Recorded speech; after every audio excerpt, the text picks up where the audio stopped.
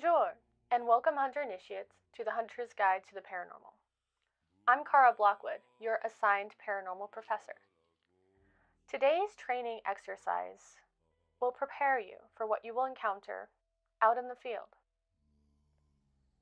Now you have to realize, not every entity will behave in the same manner, and knowing those differences could be what stands between life and death. This profession isn't for the faint of heart.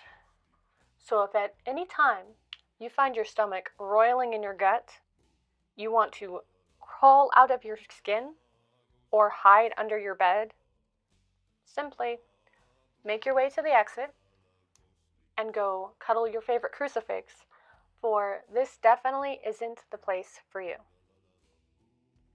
For all others brave enough to face their fears, let's open your textbooks and grab your notebook and pen, and let us begin.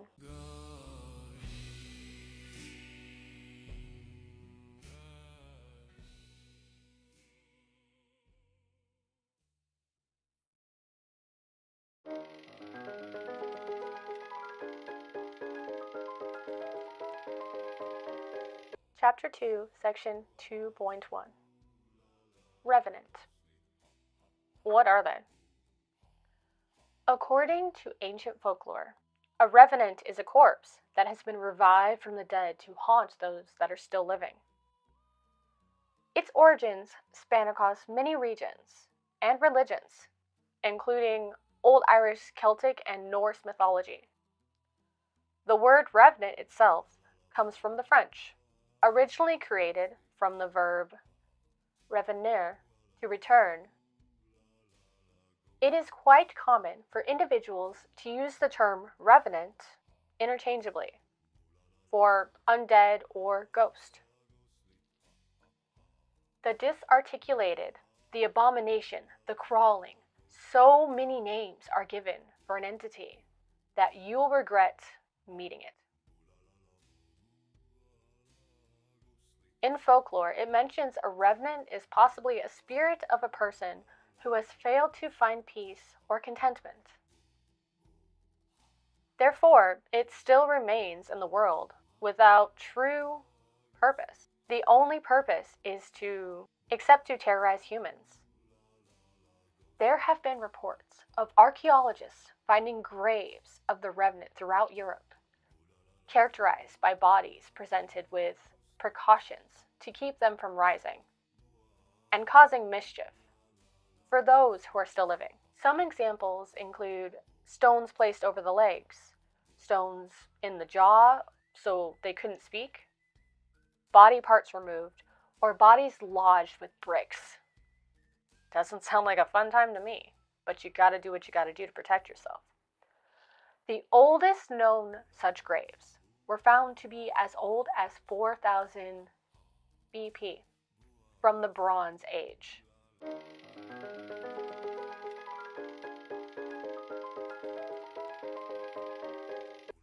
Chapter 2, Section 2.2. Behaviors and Evidence. The revenant often returns from the dead to seek out vengeance or fulfill an unresolved purpose. The entity can be characterized by relentlessness, movement that's determined. While not hunting, the speed may be slow or dormant, but once it gets enraged or targets someone, it will gain incredible speed. No one can actually outrun it. Due to this, it is noted to be one of the most highly dangerous entities. The entity is in most cases crawling, usually on walls, ceilings, and floors. So look out all around you. For larger locations that also have fog, it can be very difficult to pinpoint where they are since they're so low to the ground, their forms getting masked by the fog. Revenants are driven by powerful emotions, such as anger or a thirst for justice, or revenge for wrongs, using memories from their past lives as fuel to hunt targets effectively. A singular-minded purpose drives their behaviors. The entity will attack anyone and everyone. No one is safe. And since the entity is so powerful, it is highly, highly important to find a hiding place as soon as humanly possible. While hunters are not giving away their location during the hunt. While hidden, a hunter can listen to the footsteps and gauge the type of the entity. If the steps are few and far in between, then it's most likely to be the case. If the entity catches you, running salt or incense can be dispatched to slow it down. This action will allow a hunter more time to get away and make some distance from the Revenant. Primarily, the Revenant can be detected by ghost orbs, ghost writing, and freezing temperatures. These evidence and tools needed we will further investigate and be explained within the next section of the chapter.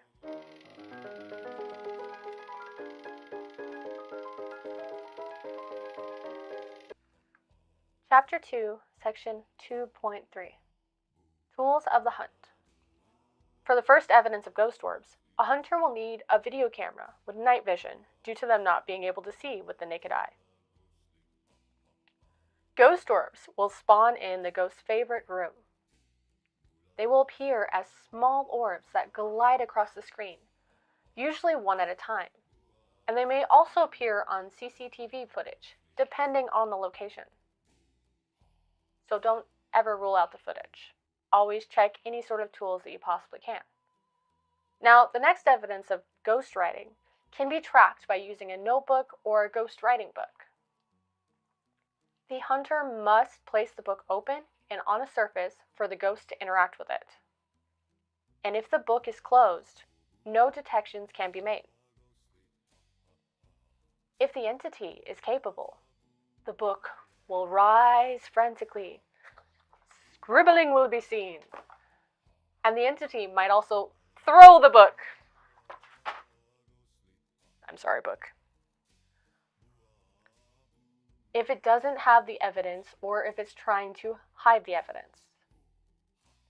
The final evidence is freezing temperatures, which can be detected by a thermometer. The presence of a ghost in the room will cause its room temperature to decrease, regardless of the evidence. If present, the reading will show being dropped below 0 degrees.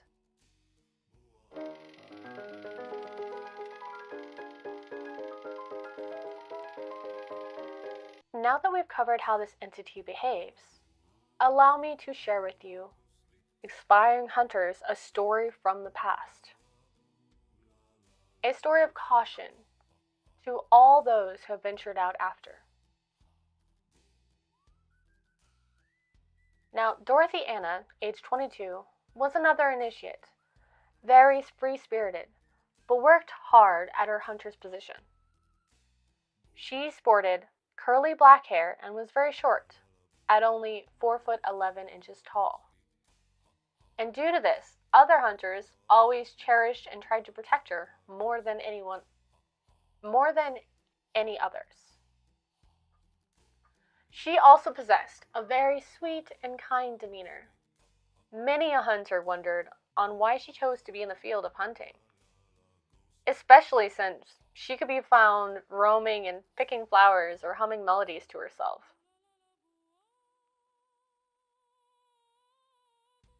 Throughout her years learning at the academy, she was told time and time again by the handlers about proper dress code that was needed to keep her safe and prepared.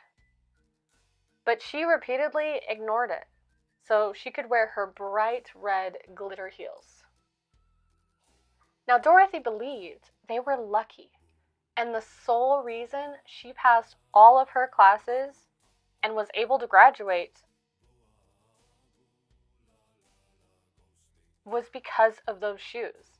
So she had to have them at all times. There was one summer, during the class's recess period, where some mean-spirited male students started pushing her around until she fell. The three boys then stole her shoes. Dorothy was heartbroken. She couldn't believe they did it, and she reported the incident to a nearby handler, to which they had a week-long search for her shoes. Unfortunately for her, that was far too slow to retrieving her shoes, because a really important test was scheduled for the next day after her shoes had been stolen. Dorothy studied her heart out and soul and knew it wasn't going to work without her lucky shoes. She tried to pretend she was sick, but the teacher saw right through her.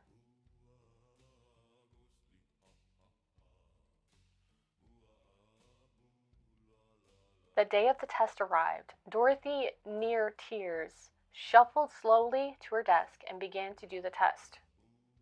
Halfway through, the words blurred together, and she just started scribbling whatever came to mind, in the hopes that it would be right. The test results came back, and sure enough, her grade was an absolute F for failure. It was on that day, and shortly after, her shoes were finally found stuffed in a vent in the boys' locker room.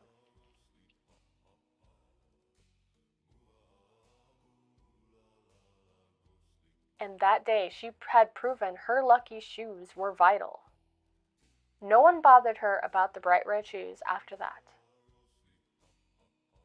She was prepared to face her first hunt head on and with a positive attitude. Her supplies gathered for the hunt and ready to embark. Almost ready.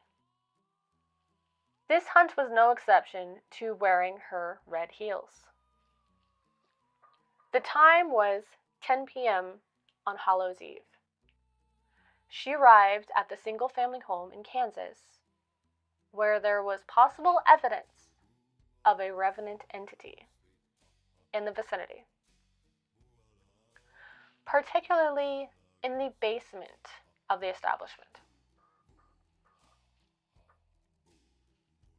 She really hated basements, but had a job to do. Dorothy had a particularly traumatizing experience in the basement of her grandmother's home when she was a young girl, around 6 years old. Her grandma had a small Shih Tzu puppy named Toto. Dorothy loved that puppy like crazy, often putting him in a little wicker basket to carry around with her everywhere she went. One night, when trying to catch him, Toto ran down the basement stairs. She followed, eagerly chasing after him to play. But just as she reached the bottom dark steps, she saw the dark furry blur of the puppy. Dorothy started playing tug of war with Toto, the whole time pulling hard to keep him from winning. She was not going to let him win. All of a sudden, he rushed forward and she fell back from the surprise of the slack in the rope. She fell back into large boxes full of heavy random junk. And they toppled over, and she quickly rolled out of the way, but Toto wasn't fast enough. She heard a loud yelp and whining. Dorothy shakily went to turn on the light switch and found poor Toto had been crushed underneath the pile of heavy boxes that had been haphazardly placed and fell on top of him. She screamed for her grandma, and they both rushed Toto to the local vet. The damage of the weight of the boxes falling were far too much for poor Toto, and injuries too great. So they were unable to save him. Dorothy shakes her head from the horrific memory flashing through her head. She starts setting up her equipment, per the standard for hunting the entity, and lay in wait in a nearby supply closet by the basement stairs. Now, class, tell me, what do you remember from our lesson of the Revenant? Yes, you over there. That's right. They are extremely fast when hunting and have locked onto a target. Poor Dorothy won't be able to click her heels 3 times to save herself from this one. The Revenant started to hunt and had her location after she sneezed from a dusty environment. She got up to run back up the stairs and away from danger.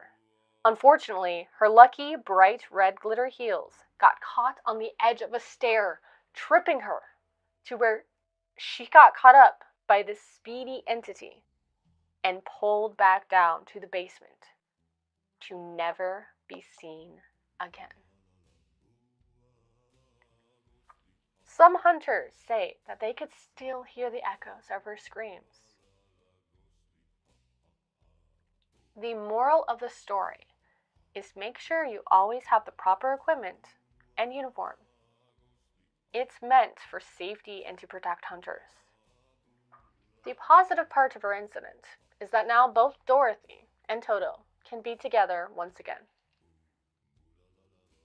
And now they can play for all eternity.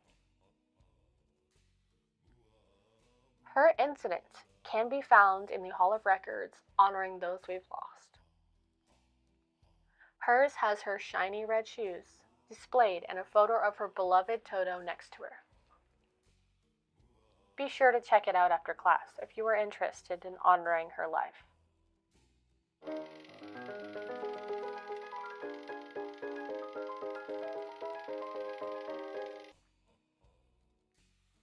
I hope you all took detailed notes.